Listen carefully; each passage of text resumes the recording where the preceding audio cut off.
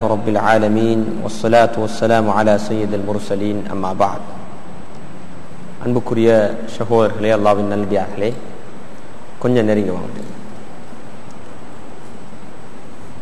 சீராவுடைய தொடர் பாடத்தில் உஹதுடைய யுத்தத்துக்கும் ஹந்தக்குடைய யுத்தத்துக்கு இடையில நடந்த முக்கியமான விடயங்களையும் ரசூலுல்லாஹ் ஸல்லல்லாஹு அலைஹி வஸல்லம் அவர்கள் எவ்வாறு சஹாபாக்களை அதுக்காக வேண்டி தயாரித்தாங்க என்ற விடயங்களை நாம் பார்த்து கொண்டு வரோம். உஹதுக்கும் ஹந்தக்குக்கும் இடையில நடந்த மிக முக்கியமான சில சம்பவங்கள் ஒன்றுதான் பனு அசத் என்று சொல்லக்கூடிய ஒருவர் ரசூல் ஸல்லல்லாஹு அலைஹி வஸல்லம் அவர்களுக்கு எதிராக, ரசூலுல்லாஹ்வுக்கு எதிராக யுத்தம் செய்யறதுக்கு தயாராக பனு அசத்ல அந்த படைக்கு தளபதியாக, அந்த படையில தலைமை தாங்கக்கூடியவர்களாக துலைஹா அல் அசதி என்று சொல்லக்கூடியவர். பின்னால அவர் இஸ்லாத்தை ஏற்றுக்கொண்டார். துலைஹா அல் அசதி ரலியல்லாஹு அன்ஹு அவர்கள் என்றுதான் அவருடைய பேர் சீராவுடைய அதே போல தாரீഖுடைய பாடத்துல பதிவு செய்யப்பட்டிருக்குது. இவருடைய விஷயத்துல சில குறிப்பான சில விஷயங்கள் நீங்க இன்னைக்கு சொல்ல வேண்டிய இருக்குது. துலைஹா அல் அசதி என்று சொல்லக்கூடியவர் ரசூல் ஸல்லல்லாஹு அலைஹி வஸல்லம் அவர்களுக்கு எதிராக உஹதுக்கு பின்னால யுத்தம் செய்ய வேண்டி தயாராகி கொண்டிருக்கிற இடத்துல அதுக்கு பின்னால் அவர் இஸ்லாத்தை ஏற்றுக்கொண்டார். இஸ்லாத்தை ஏற்றுக்கொண்டு திரும்பவும் அவர் இஸ்லாத்தை விட்டும் வெளியே போயிட்டு, மார்க்கத்தை விட்டும் வெளியே போயிட்டு, அவர் ரசூலுல்லாஹ்வுடைய வஃபாத்துக்கு பின்னால தான் ஒரு நபி என்று சொல்லி அவர் வாதாடினார். அப்ப அதுல இருந்து திரும்ப மீண்டு அவர் தௌபா செய்து திரும்ப இஸ்லாத்துக்கு பக்கம் வந்து இஸ்லாத்தை தழுவி அதே நிலையில தான் அவர் மௌத்தாகினார். இனி அவருடைய விடயத்தில் அவர் ஆரம்பத்தில் ரசூலுல்லாஹ்வுக்கு எதிராக யுத்தம் செய்ய தயாராகி பின்னால் இஸ்லாத்தை ஏற்றுக்கொண்டார். பின்னால நபி என்று அவர் மார்க்கத்திலிருந்து வெளியே போயிட்டு தன் ஒரு நபி என்று சொல்லி அவர் தன்னை அழைத்து அதுக்கு பின்னால திரும்பவும் இஸ்லாத்துக்கு வந்து இஸ்லாத்துல தான் அவர்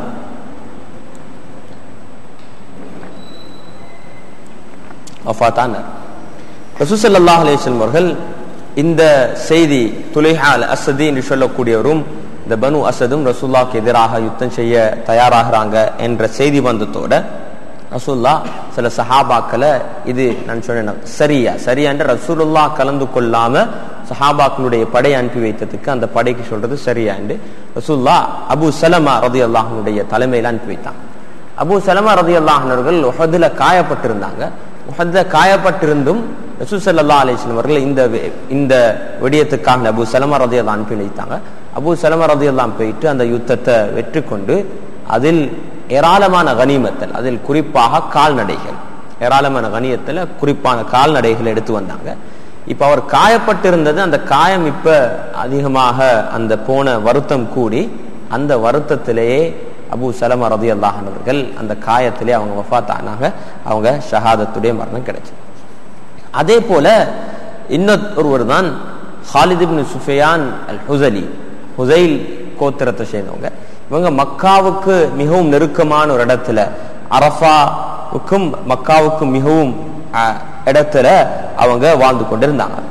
அப்ப இந்த ஹுஸலி என்று சொல்லக்கூடியவர் ரசூல் ஸல்லல்லாஹு அலைஹி வஸல்லமுக்கு எதிராக யுத்தம் செய்ய வேண்டும் என்று ஆள் கூட்டி கொண்டிருந்தாங்க. அரஃபா என்று சொல்லக்கூடிய இடத்துல, அரஃபா என்ற இடத்துல அருகாமையில ஆளை சேர்த்து கொண்டிருந்தார். ரசூல் ஸல்லல்லாஹு அலைஹி வஸல்லம் அவங்க அப்துல்லா இப்னு உனைஸ் ரலியல்லாஹு அன்ஹு அழைத்து சொன்னாங்க, இவர் இப்படி எங்களை தாக்க தயாராகி கொண்டிருக்கிறாங்க. தனியாக அப்துல்லா இப்னு உனைஸை மட்டும் அனுப்பினாங்க, நீங்க போயிட்டு ஹாலித் இப்னு சுஃபியான் அல் ஹுஸலி என்று சொல்லக்கூடியவரை கொலை செஞ்சுட்டு வரணும்.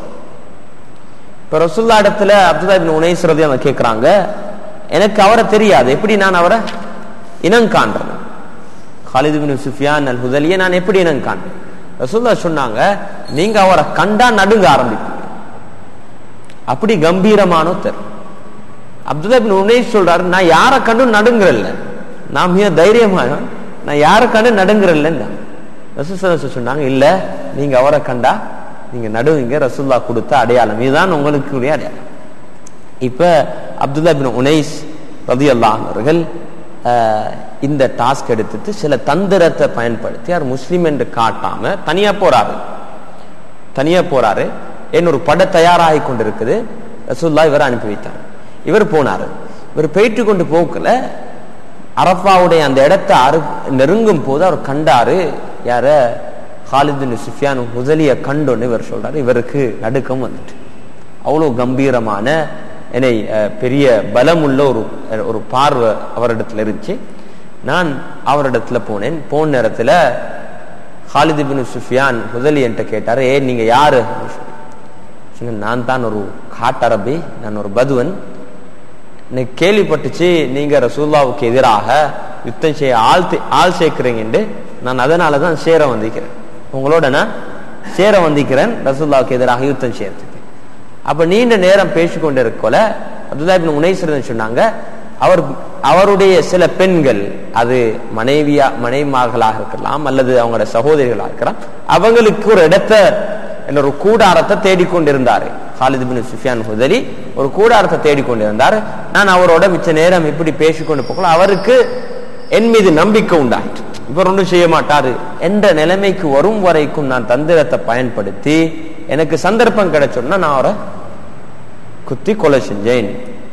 நான் அவரை எந்த நிலையில விட்டு வந்தேன்டா, பெண்கள் எல்லாம் அவருடைய என்னை செத்த உடலுக்கு சூழி அழுந்து கொண்டிருக்கிற நிலையில நான் அவரை விட்டுட்டு வந்தேன். அப்துல்லாஹ் இப்னு உனைஸ் வாராங்க. இப்ப மதீனாவுக்கு வந்த நேரத்துல வந்து சொன்னீங்க, யார் ரசூலல்லாஹ், நான் எந்த பொறுப்பை நீங்க எனக்கு தந்தீங்களோ நான் அதை செஞ்சுட்டேன். ரசூல் சொன்னாங்க, நீங்க உண்மையை தான் சொல்றீங்க, அல்லாஹ் ரசூலுல்லாஹ்வுக்கு அறிவிச்சா நீங்க உண்மையை தான் சொல்றீங்க, நீங்க அந்த விஷயத்தை செஞ்சுட்டீங்க. அதுக்கு பின்னால ரசூலுல்லாஹ் அப்துல்லாஹ் இப்னு உனைஸுக்கு ஒரு கம்பை கொடுத்தாங்க, இதை நீங்க எடுத்து போங்க. அப்துல்லாஹ் இப்னு உனைஸ் ரலியல்லாஹு அன்ஹு இந்த கம்பை எடுத்துட்டு போனாங்க. அவருடைய கோத்திரம் கேட்டாங்க, ஏன் இந்த கம்பை எடுத்துட்டு வாரீங்க, ஏன் ரசூலுல்லாஹ் தந்தாங்க. இவர் கேட்கல. திருப்பி வந்து ரசூலுல்லாஹ் இடத்துல கேட்டாங்க, அப்துல்லாஹ் இப்னு உனைஸ் ரலியல்லாஹு அன்ஹு, யா ரசூலுல்லாஹ் ஏன் நீங்க எனக்கு இந்த கம்பை தந்தீங்க? சொன்னாங்க, இந்த கம்பு நாளை கியாமத்தினால எனக்கும் உங்களுக்கு மத்தியில் ஒரு சாட்சியாக இருக்கும். இந்த கம்பு நாளை கியாமத்தினால எனக்கும் உங்களுக்கு மத்தியில சாட்சியாக இருக்கும் சொல்லி. அப்ப அப்துல்லாஹ் இப்னு உனைஸ் ரலியல்லாஹு அன்ஹு சொன்னாங்க, நான் இந்த கம்பை இந்த வாளோட, இந்த சஹாபாக்கள் முந்தைய அரபு காலத்துல எப்பயும் வாளை சுமந்து கொண்டு இருப்பாங்க, நான் வாளோட கட்டி வச்சிருந்தேன். நான் என்னுடைய குடும்பத்தாருக்கு சொல்லியிருந்தேன், நான் வஃபாத் ஆகினா இந்த கம்போட தான் என்னைய கஃபன் செய்யணும் என்று சொல்லி. அதே நேரத்துல தான் ரசூலுல்லாஹ் சொன்னாங்க, சிலர் நாளை கியாமத்தினால அவங்களுடைய சில விடயங்கள் அவங்க அதுல என்னை டிபெண்டனா சாஞ்சு கொண்டு இருப்பாங்க என்று சொல்லி. அப்ப இந்த ஹதீஸை வச்சு சொல்றாங்க, அவர்களுடைய செயல்கள் அல்லது இப்படியான செஞ்ச செயல்களை வச்சு அவங்க நாளை கியாமத்தினால உதவியை பெறுவாங்க சொல்லி. அப்துல்லாஹ் இப்னு உனைஸ் ரலியல்லாஹு அன்ஹு இந்த செஞ்ச விஷயத்தை வச்சு உலமாக்கள் சில விஷயங்களை கருத்துல முன்வைக்கிறாங்க. ஏன் ரசூலுல்லாஹ் கொலை செய்ய அனுப்பினாங்க? இது ஒரு விஷயம். இது தனியா தாக்குறது. ஏன் தாக்க அனுப்பினா? அவர் தாக்க வரல இன்னும், ஆனா அவர் தாக்க வர முன்னா ரசூலுல்லாஹ் தாக்க அனுப்பினாங்க. என்னண்டா, ஹாலித் இப்னு சுஃபியான் ஹுஸலி ஒரு படையை தயாரிச்சிருந்தா நிச்சயமாக அந்த படை ரசூலுல்லாஹ்வை தாக்க வரும், மதீனாவை தாக்க வரும். வந்தா ஒரு உயிர் இல்ல போகுது, எத்தனையோ உயிர் போகுது. இப்ப ரசூலுல்லாஹ் என்ன செஞ்சாங்கண்டா, எத்தனையோ உயிருக்கு இப்ப ஒவ்வொரு யுத்தத்துக்கு பின்னால கடைசியாக தான் அந்த யுத்தத்துக்கு காரணமாக இருக்கிறவர் மௌத்தாங்க. அதுக்கு முன்னால் எல்லாரும் செத்து ஆயிரக்கணக்கான பேர் செத்ததுக்கு பின்னாலதான் தலைவர் சாவர. அப்ப ரசூலுல்லாஹ் நிறைய உயிர்கள் இழப்ப அதை குறைப்பதற்காக வேண்டி இந்த விஷயத்தை செஞ்சாங்க. இரண்டாவது தந்திரம் என்று சொல்றது, இப்ப இதுல போய் சொன்னாரே, இப்ப நாங்க சொன்னது யுத்த காலத்துல தந்திரங்களை பயன்படுத்துறது. இந்த காரணம் எங்களுக்கு பெரிய ஒரு ஆபத்து இருக்கிற நேரத்துல அந்த பெரிய ஆபத்துல இருந்து நாங்க பாதுகாத்துக் கொள்றதுக்கு சில நேரங்கள்ல சில பொய்களை சொல்றதுக்கு இஸ்லாம் அனுமதி அளிச்சிருக்குது. அதில் குறிப்பாக யுத்த காலம் பத்ருடைய யுத்தத்துல நாங்க கண்டோம். ரசூலுல்லாஹ் இடத்துல கேட்டாங்க, நீங்க யாரு? ரசூலுல்லாஹ் அபூபக்கர் சித்திக் ரலியல்லாஹு அன்ஹு உளவு பார்க்க போனாங்க. எத்தனை பேர் வந்திக்கிறாங்க உளவு பார்க்க போனது ஒரு காட்டரை பேர்ட்ட கேட்டாங்க. காட்டரை பேர் நீங்க யாரு சொன்னாங்க, முதலாவது நீங்க எங்களுக்கு விஷயத்த சொல்லுங்க, அதுக்கப்புறம் நாங்க சொல்றோம் நாங்க யாரு. அப்ப சொன்னாங்க, இப்படிதான் இத்தனை பேர். அப்ப எத்தனை ஒட்டகங்கள் அறுக்கிறாங்க? 9க்கும் 10க்கும் இடையில ஒட்டகங்கள் அறுக்கிறாங்க. ரசூலுல்லாஹ்க்கு விளங்கிட்டோம் இத்தனை எண்ணிக்கை தான் வந்து இருக்குது. விளங்கினதுக்கு பின்னால காட்டரை பேர்ட்ட நீங்க யாரு? ரசூலுல்லாஹ் தந்திரத்தை பயன்படுத்துன்னு சொன்னாங்க, அனமினல் மா, நாங்க தண்ணியில இருந்து வந்திக்கிறோம் சொல்லிட்டு அவசரம் வந்துட்டாங்க. அப்ப சில தந்திரங்களை பயன்படுத்துறது அது இஸ்லாத்துல சில கட்டங்கள்ல அது அனுமதி அளிச்சு, குறிப்பாக யுத்த நேரத்துல அதுக்கு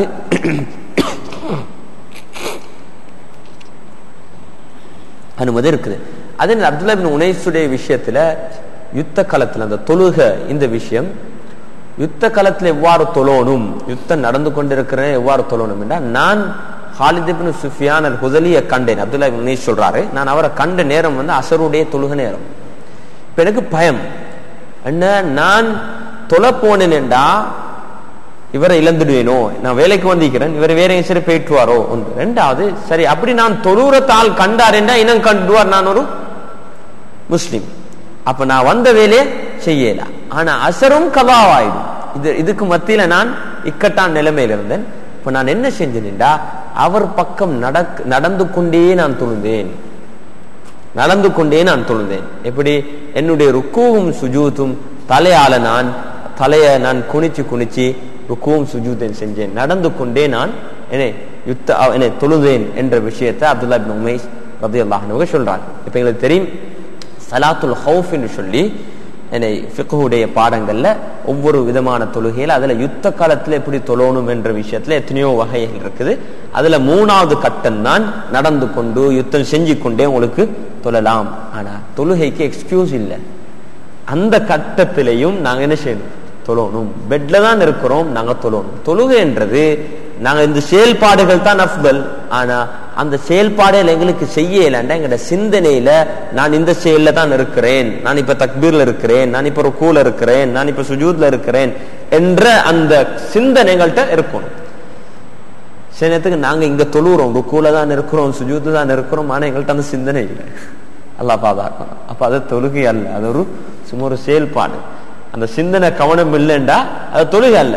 அப்ப சில நேரங்கள் சில கட்டங்கள்ல செயல் செய்ய முடியாது, ஆனா அந்த சிந்தனை இருந்தா அந்த தொழுகையாக ஏற்றுக்கொள்ளப்படும். அப்துல்லா இப்னு உனைஸ் ரலியல்லாஹு அன்ஹு அவர்கள் அந்த பாக்கியத்தை பெற்றுக்கொண்டாங்க.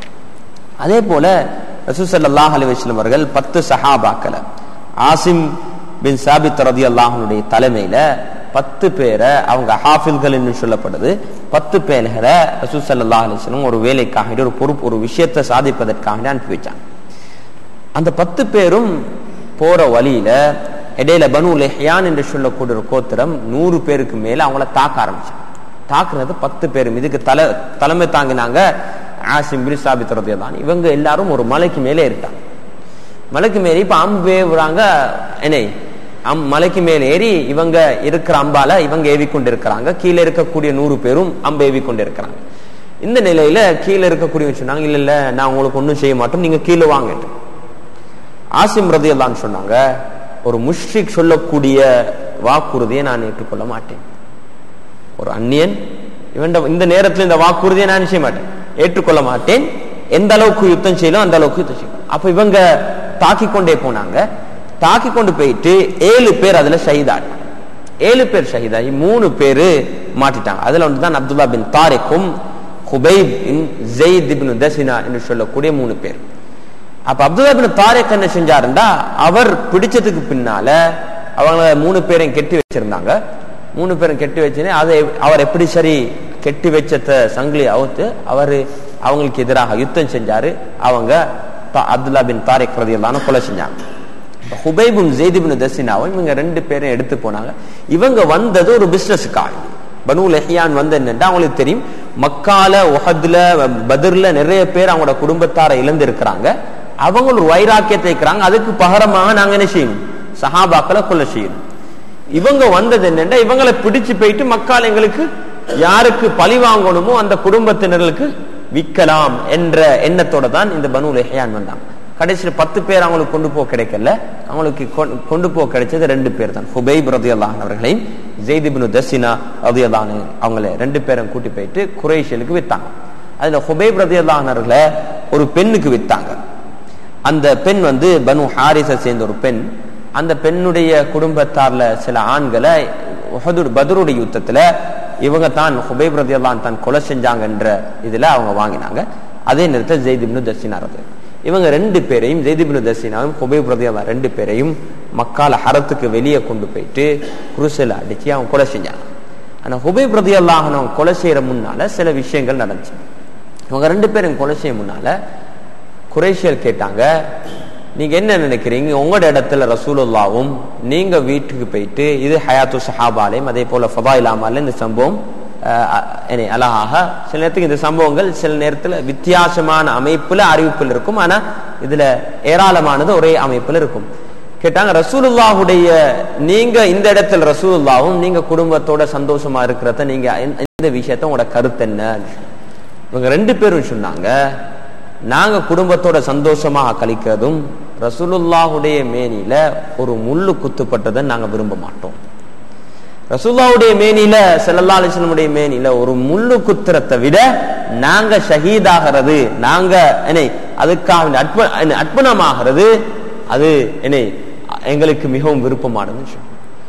எங்களுக்கு தெரியும், அபூ சுஃபியான் அதே போல இன்னும் பல குறைஷிகள் காஃபிர்கள் கூட அந்த நேரத்துல சஹாபாக்கள் ரசூலுல்லாஹை எப்படி நேசித்தாங்க என்ற விடயத்தை விளங்கினாங்க. அவங்க சொன்னாங்க, நான் யாருமே கண்டில்ல ஒரு மனிதனை நேசிக்கிறத போல மா ரஅய்து அஹதன் யுஹிப்பு அஹதன் கஹுப்பி அஸ்ஹாப் முஹம்மத். ரசூல் ஸல்லல்லாஹு அலைஹி வஸல்லம் உடைய சஹாபாக்கள் ரசூலுல்லாஹை நேசிக்கிறத போல நாங்க வேற யாரையும் இன்னொருத்தர நேசிக்கிறத நாங்க கண்டில்ல. அவங்க அவங்களோட வார்த்தைகள் அல்ல, செயல்பாடுகள் அவ்வளவு தெளிவாக இருந்துச்சு. அவங்களோட செயல் மூலமாக ரசூலுல்லாஹை நேசித்தாங்க. ஸல்லல்லாஹு அலைஹி வஸல்லம் அவங்களோட விடயத்துல மிகவும் நேசிப்போம். உஹதுடைய யுத்தத்துடைய தோல்வியை பத்தி சொல்ற நேரத்துல சில உலமாக்கள் பல கருத்துகள் ஒரு கருத்தை வச்சிருக்கிறாங்க.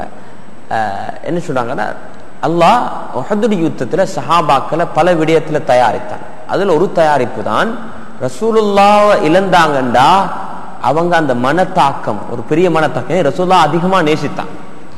உஹதுல ஒரு வதந்தி பரவிச்சேனே ரசூலுல்லாஹ் ஷஹீத் ஆயிட்டாங்கன்னு வதந்தி பரவி சஹாபாக்களுக்கு தாங்க முடியல. அப்ப அவ்வளவு நேசித்தாங்க. ரசூலுல்லாஹ்வை நேசிக்கிறதுனால ரசூலுல்லாஹ்வை இழந்தா அவங்களோட நிலைமைகள் எப்படி இருக்கும், அதுக்காக வேண்டிய தயாரிப்பு தான் உஹதுடைய தோல்வி. ஏன் அவங்க ரசூலுல்லாஹ்வை இலக்க நெருக்கமா வந்துட்டாங்க, ரசூலுல்லாஹ்வுடைய பல்லும் ஷஹீத் ஆயிடுச்சு. அப்ப சஹாபாக்களுக்கு தாங்க முடியல. இந்த உம்மத்துக்கு நடந்த ஹதீஸ்ல வருது, இந்த உம்மத்துக்கு நடந்த பெரிய ஃபித்னா 2 ஃபித்னா இருக்கு. அதுல முதலாவது தான் ரசூலுல்லாஹுடைய இழப்பு, ரசூலுல்லாஹ் வஃபாத் ஆகிறது இந்த உம்மத்துக்கு நடந்த பெரிய ஃபித்னா. 2வது தான் தஜ்ஜாலுடைய ஃபித்னா. இந்த 2 ஃபித்னாக்கள் தான் இந்த உம்மத்துக்கு நடந்த பெரிய ஃபித்னா, வேற எந்த ஒரு ஃபித்னாவும் அல்ல. அப்ப ரசூல் ஸல்லல்லாஹு அலைஹி வஸல்லம் அவங்களை பத்தி சஹாபாக்கள் நேசித்த ஒரு விடயம். இதை நாங்க குறிப்பாக நாங்க ஒவ்வொருத்தரும், எங்களோட பிள்ளைகள் நாங்க ஒவ்வொருத்தரும் இது எங்களுக்கு பேசுறது லேசாக இருக்கும். ஆனா உண்மைக்கே அந்த நேசிப்ப அந்த முஹப்பத்தை நாங்க வளர்க்கணும். அதை ரசூலுல்லாஹ் பத்தி அதிகமா பேசுறது, அவங்க மீது ஸலவாத் சொல்றது, அவங்கள பத்தி விளங்குறது, அவங்களோட சுன்னாக்களை பின்பற்றுறது, இது மிக முக்கியமான விஷயம். அதை நேசிக்கிறது. எனக்கு ஒரு சம்பவம் ஞாபகம் வருது. ரசூல் ஸல்லல்லாஹு அலைஹி வஸல்லம் மீது அதிகமாக ஸலவாத் சொல்றதுனால கிடைக்கக்கூடிய பலன்கள் உண்டு. இது ஒரு ஹதீஸ் அல்ல, உலமாக்களுடைய சில நாதாக்களுடைய நடந்த சில சம்பவங்கள். அதுக்கு அந்த சம்பவத்தை அறிவுபூர்வமாக சரியான சஹீஹான நல்ல அறிவிப்பாளர்கள் அதை அறிவிச்சிருக்கிறாங்க. தாபீன்களுடைய காலத்தில் நடந்த ஒரு விஷயம் தான், குடும்பத்துல அதிகமாக ஸலவாத், ஒரு குடும்பம், ஒரு தாபீனுடைய குடும்பத்துல, எனக்கு சரியா பேர் ஞாபகம் இல்லை, அதிகமாக ஸலவாத் ஓதுவாங்க. எல்லா விஷயத்துக்குமே ஸலவாத். எந்த அளவுக்கு ஸலவாத்துன்னா அந்த ஸலவாத்தின் மீது அந்த குடும்பத்துக்கு சரியான நம்பிக்கை. அப்ப அடிக்கடி அந்த குடும்பத்துல, அந்த தாபீனுடைய குடும்பத்துல எல்லாருமே ரசூலுல்லாஹ்வை கனவுல கண்டிருக்காங்க. ஒரு நாள் என்ன நடக்குதுன்னா, அந்த குடும்பத்துல சின்ன மகனுக்கு நோய் சோம் இல்லை. அப்ப குடும்பத்துல எல்லாரும் அந்த பிள்ளையுடைய நோய் சோமாகணும், அதுக்கு நியத் வச்சு ஸலவாத் ஓதுறாங்க. சின்ன மகளும் சேர்ந்து ஓதுறாங்க. இரவு மகளோட கனவுல ரசூலுல்லாஹ் வராங்க. ரசூலுல்லாஹ் வந்து தாண்ட தம்பியை தடாவி தம்பிக்கு நோய்க்கு ஷிஃபாவுக்கு தேவையான விடயங்களை செஞ்சுட்டு போறாங்க கனவுல. காலையில் எழும்பினா தம்பிக்கு சுகமாயிட்டு, காலையில் எழும்பினா தம்பிக்கு சுகமாயிட்டு. மகள் வந்து சொல்ற, எனக்கு தெரியும் ரசூலுல்லாஹ் நேற்று இரவு வந்து செஞ்சுட்டு போனாங்க. இது கனவு. இது எதனால் உண்டாயிச்சு? ரசூல் ஸல்லல்லாஹு அலைஹி வஸல்லம் மீது இருந்த அன்பு, முஹப்பத், நேசத்தினால. இதுல சில கருத்து வேறுபாடுகள், ரசூலுல்லாஹ் டிரெக்டாக வந்தாங்களா, நேரடியா வந்தாங்களா என்ற விஷயத்துல கருத்து வேறுபாடு. ஆனா இது என்னென்றா ஸலவாத்துடைய பர்க்கத். கனவுல ரசூலுல்லாஹ்வை காண முடியுமா என்ற விஷயத்துல ஏராளமான கருத்து வேறுபாடுகள் மக்கள் பேசிக்கொண்டிருப்பாங்க. ஆனா ஒரு விஷயம் தான், கனவுல கண்டவங்க ஏராளமானவங்க இருக்கிறாங்க. அது ஒரு பாக்கியம். ரசூலுல்லாஹ்வை கனவுல காண்றது நாங்கள் ஒவ்வொருத்தரும் விளங்கணும். அது எப்ப எங்களுக்கு அந்த பாக்கியம் கிடைக்கும் என்றா, ரசூலுல்லாஹ்வை அதிகமாக நேசிக்கக்கூடியவங்களுக்கு அந்த பாக்கியம் கிடைக்கும். ரசூலுல்லாஹ்வுக்கு அதிகமாக ஸலவாத் சொல்றவங்களுக்கு அந்த பாக்கியம் கிடைக்கும். அப்ப எங்களோட வாழ்க்கையில நாங்க ரசூல் ஸல்லல்லாஹு அலைஹி வஸல்லம் மீது ஸலவாத் அதிகமாக சொல்லக்கூடியவங்களா மாறும். எங்களோட சீராவும் இதுலயும் எத்தனை தடவை ஸல்லல்லாஹு அலா முஹம்மத், அதே போல ஸல்லல்லாஹு அலைஹி வஸல்லம் சொல்லி எத்தனை தடவை சொல்றோம் கேட்கிறோம். இதுல ஒரு பெரிய பாக்கியம் சிறந்த ஒரு மஜ்லிஸா இருக்குதுன்னு அதிகமாக நாங்க ஸலவாத் சொல்றோம். அப்ப ரசூல் ஸல்லல்லாஹு அலைஹி வஸல்லம் அவங்கள சஹாபாக்கள் அதிகமாக நேசித்தாங்க. அவங்களோட வாழ்க்கையில அவங்களோட முன்னுரிமை கொடுத்தாங்க ரசூல் ஸல்லல்லாஹு அலைஹி வஸல்லம்.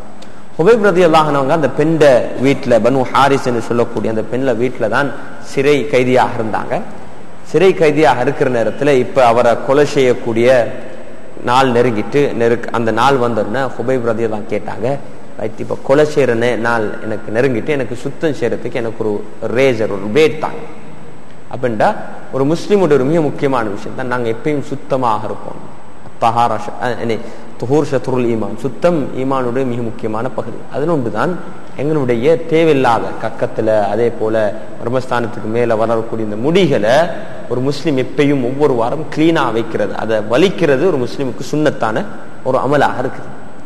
அப்படி வலிக்கல எந்த அளவுக்குண்டா, ஜனாசாவை குளிப்பாட்டக்குள்ள அப்படி வலித்தில்ல, அதை சுத்தம் செஞ்சில்லண்டா குளிப்பாட்டுறவங்க அதை சுத்தம் செய்யும் என்று சொல்லியும் இருக்குது. குளிப்பாட்டுறவங்க அது சுத்தம் செய்யணும். அப்போ ஒரு முஸ்லீம் சுத்தமாக இருக்கணும். ஹுபைப் ரலியல்லாஹு தெரியுமா, ஒரு வஃபாத்தா போறாரு, ஒரு சின்ன விஷயம் கொலை, நான் மௌத்தா போறேன். ஆனா சஹாபாக்கள் ஒவ்வொரு விஷயத்தையும் அவங்க என்ன செஞ்சாங்க, அதை என்ன முக்கியமாக தான் கருதினாங்க. ஒரு பிளேடை கேட்டாங்க. 2 மாதிரி ரிவாயத் வருது. அந்த பெண் மறந்து ஒரு வீட்டில இருந்து சின்ன புல்லட்ட கொடுத்து அனுப்பினதாகவும், அல்லது கொடுத்ததுக்கு பின்னால சின்ன புல்ல ஹுபைப் ரலியல்லாஹு கிட்ட போனதாகவும் இந்த 2 ரிவாயத்தும் இருக்கு. இப்ப கையில பிளேடு இருக்குது, என்ன அவரை கொலை செய்ய போறாங்க. குடும்பத்துல சின்ன புள்ள ஹுபைப் ரலியல்லாஹு கிட்ட விளையாடி கொண்டு இருக்காங்க. பெண் பயந்துட்டா, இவர் என்ன செஞ்சுடுவாரோ தெரியா.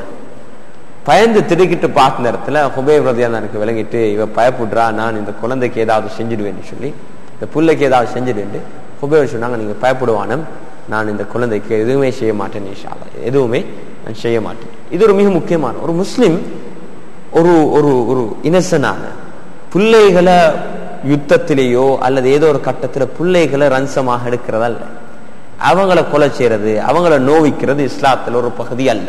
எந்த ஒரு யுத்தத்துக்காக, எந்த காரணம், எவ்வளவு பெரிய காரணமாக இருந்தாலும் பிள்ளைகளை, வயது முதிர்ந்தவர்கள், அவங்க யுத்தம் செய்ய வந்தா வேற விஷயம். வயது முதிர்ந்தவர்கள், மத குருமார்கள், மதஸ்தலங்கள், இப்படியான இடங்களை முஸ்லிம்கள் நிச்சயாது அழிக்க மாட்டாங்க, உடைக்க மாட்டாங்க. அதுல ஒன்றுதான் ISIS. எங்களுக்கு தெரியும், எல்லாரும் சொல்றாங்க, அவங்க லா இலாஹ இல்லல்லாஹ் கொடியை போட்டு, கருப்பு கொடியை போட்டு, தலப்பாயம் கட்டி, தாடியம் வலித்து, அல்லாஹ் அக்பர் என்று பெரிய ஓசை போட்டு கொண்டு அவங்க என்ன செய்யறாங்க, யுத்தம் செஞ்சுட்டு போறாங்க. இவங்க முஸ்லிம் இல்ல என்றதுக்குரிய அடையாளம் என்னண்டா, இவங்க நடந்து கொள்ற முறை அதுக்குரிய அடையாளம்.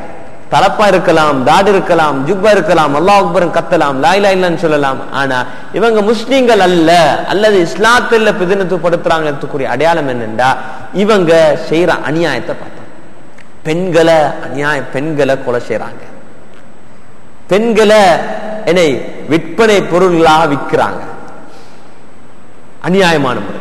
போற இடங்கள்ல எல்லா பில்டிங்களையும் சும்மா உடைச்சு போடுறாங்க. அப்ப இவங்களோட செயல்பாடுகள் இஸ்லாத்தை பிரதிநிதிப்படுத்தல்ல என்ற விஷயத்துல ஆரம்பத்திலே இந்த விஷயம் இவங்க செயல்பாடு ஆரம்பிச்சதோட உலகத்தில் இருக்கிற ஏராளமான எல்லா உலமாக்களும் இவங்க முஸ்லீம்கள் அல்ல, முஸ்லீம்களை பிரதிநிதித்துவப்படுத்துறாங்க இல்லைன்னு சொல்லி இதை உறுதிப்படுத்தினாங்க, சொன்னாங்க, தெளிவா சொன்னாங்க.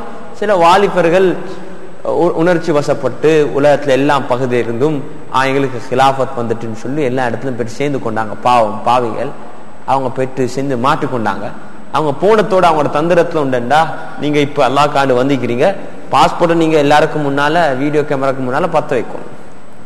அது தந்திரம் என்னண்டா, இவங்க திரும்ப போனா இதுக்குள்ள நடக்கிற அநியாயங்கள், இதுல நடக்கக்கூடிய எல்லா மோசடிகளும் இவங்க என்ன செய்வாங்க, கேட்டு சொல்லுவாங்க, வெளிவரும். முதலாவது பெரிய தியாகம். இப்ப விளக்கம் இல்லை. அதனால தான் எப்பயும் நாங்க உலமாக்களுடைய வழிகாட்டலோட இருக்கும். எந்த ஒரு ஆலிமும் இவங்களை பத்தி தெரியாது, சும்மா திடீர்னு வந்துட்டான். அப்ப ஹுபைப் ரலியல்லாஹு பாருங்க, அந்த நேரத்துல சஹாபாக்கள் எவ்வளவு இக்கட்டான நிலைமை.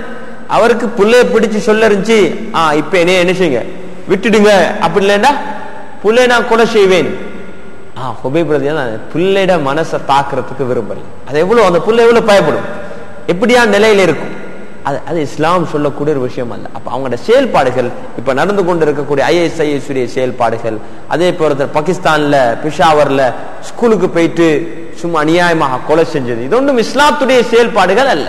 அவங்க முயற்சி செய்யறாங்க இப்படியான சில செயல்பாடுகளை செஞ்சு உலகத்துல வாழக்கூடிய உங்களை போல நல்ல முஸ்லிம்களை பத்தி கெட்ட எண்ணம், இவங்களை எல்லாரும் வெறுக்கணும், எல்லாரும் இவங்களை பத்தி பயப்படணும், தாடியை கண்டா தொப்பியை கண்டா பிளைட்ல தாடியோட ஒருத்தர் ஏறினா எல்லாரும் பயந்து எல்லாரும் இறங்கணும், இப்படி ஒரு பயத்தை உண்டாக்கணும் என்ற அடிப்படையில் இப்படியான ஊடகங்கள் ஒரு பெரிய முயற்சியில அவங்க செஞ்சு கொண்டிருக்கிறாங்க.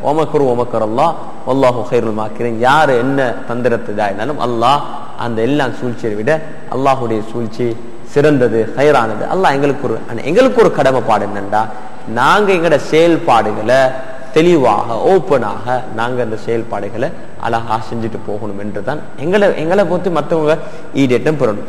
ஹுபைப் ரலியல்லாஹு அன்ஹுடைய இந்த செயலை கண்டு அந்த பெண் ஆச்சரியப்பட்டா. அந்த பிள்ளைக்கு எந்தவித காயத்தம் படுத்தாம அந்த பிள்ளைய ஹுபைப் அனுப்பி வச்சாங்க.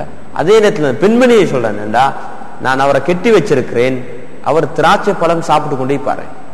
அந்த நேரத்தில் மக்கால திராட்சை பழத்தை எடுக்கவே முடியாது, அவர் திராட்சை பழத்தை சாப்பிட்டு கொண்டு இருந்தாங்க. இது கராமத். அல்லாஹ் சுப்ஹானஹு வ தஆலா நபிமார்கள் அல்லாத நல்லடியார்களின் மூலமாக சில அற்புதமான விடயங்கள் நடந்தா அதுக்கு சொல்றது கராமத். நபிமார்கள் சில அற்புதமான விடயங்களை செஞ்சா அதுக்கு சொல்றது முஅஜிஸான்னு சொல்லி.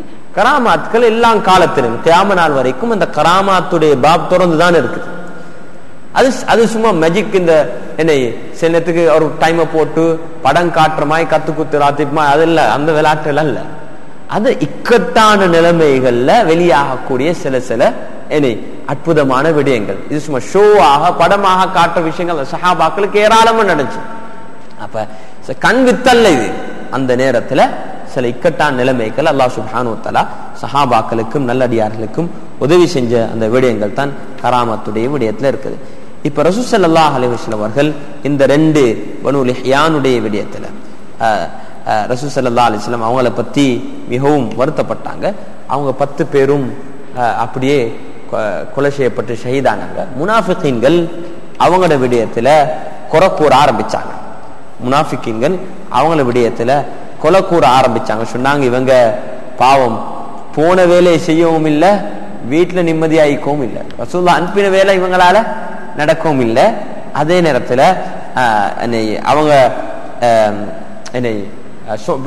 வீட்டுல சந்தோஷமா இருக்கவும் இல்லைன்னு சொல்லி அல்லாஹ் சுப்ஹானஹு வ தஆலா இந்த விடயத்தை பத்தி குர்ஆன்ல ஆயத்திறக்கி அந்த சஹாபாக்களை பத்தி சிறப்பாக அல்லாஹ் சொன்னான். ومن الناس من يعجبه قوله في الحياة الدنيا وفي الآخرة ويشهد الله على ما في قلبه وهو على الخصام وإذا تولى ومن الناس من يشتري نفسه ابتغاء مرضات الله. இந்த 10 பேரை பத்தி அல்லாஹ் குர்ஆன்ல சொல்லும் போது அவங்களோட நஃப்ஸ அல்லாஹ்வுக்காக வேண்டி வித்தாங்க என்ற கருத்தை அல்லாஹ் சொல்றான். ومن الناس من يشري نفسه ابتغاء مرضات الله. அல்லாஹ்வுக்காக வேண்டி அவங்கள வித்தாங்க என்ற விடயத்தை அல்லாஹ் சொல்றான். அந்த முனாஃபிகீன்களுடைய விஷயத்துல அல்லாஹ் சொல்றான், அவங்க எந்த ஒரு நலவையும் அவங்க சில விஷயங்களை வார்த்தைகளை இதாக்குவாங்க. இந்த உலகத்துல அவங்க பேசுற விஷயம் அவங்க பேசினா கேட்டா இவங்கன்னா புத்திசாலிகளை போல இருக்கிறாங்கன்னா நல்லா பேசுறாங்க, அவங்களோட வார்த்தைகள் கவர்ச்சியா இருக்கும், ஆச்சரியத்தை உண்டாக்கும், ஆனா அவங்கள்ட்ட எந்த ஒரு நலவும் இல்லை என்ற விடயத்தை அல்லாஹ் சுப்ஹானஹு வ தஆலா சொல்றான். இதுல நாங்க படிக்க கொள்ளக்கூடிய மிக முக்கியமான விடயம் தான் ரசூல் ஸல்லல்லாஹு அலைஹி வஸல்லம் அவர்கள் சஹாபாக்களை எந்தெந்த நிலையில ஒவ்வொருத்தரையும் தயாரித்தாங்க. ஒவ்வொரு சஹாபியும் அவங்க ரசூலுல்லாஹுடைய எந்த பொறுப்பை கொடுத்தாங்களோ அந்த பொறுப்பை அவங்க நிறைவேற்றினாங்க. இன்ஷா அல்லாஹ் வரக்கூடிய வாரம் ரசூல் ஸல்லல்லாஹு அலைஹி வஸல்லம் உடைய சில திருமணங்கள் நிக்காஹ் ரசூல் ஸல்லல்லாஹு அலைஹி வஸல்லம் உம்மு சலமா ரலியல்லாஹு அன்ஹா, அதே போல ஸைனப் பின்த் ஹுஸைமா ரலியல்லாஹு அன்ஹா அவங்களோட நிக்கா செஞ்ச விஷயங்களை பத்தி அபு சலமா வஃபாத் ஆயிட்டாங்க, ஷஹீத் ஆயிட்டாங்க. அபு சலமாவுடைய மனைவி உம்மு சலமா ரலியல்லாஹு அன்ஹா அவங்களோட ரசூலுல்லாஹ் நிக்கா செய்யற விஷயமும், அதே போல ஸைனப் பின்த் ஹுஸைமா ரலியல்லாஹு அன்ஹா அவங்களுடைய நிக்காஹுடைய விடயங்கள் வந்து அல்லாஹ் சுப்ஹானஹு வ தஆலா நம் அனைவருக்கும் நல்ல படித்த நல்ல விடயங்களை கொண்டு அமல் செய்து அதன்படி வாழ்ந்த அதே நேரத்தில் வஃபாத்தை நசீபாக்குவானாக. வ ஆகிர் தஅவானா அல்ஹம்துலில்லாஹி ரப்பில் ஆலமீன். சுப்ஹானல்லாஹி வபிஹம்திஹி சுப்ஹான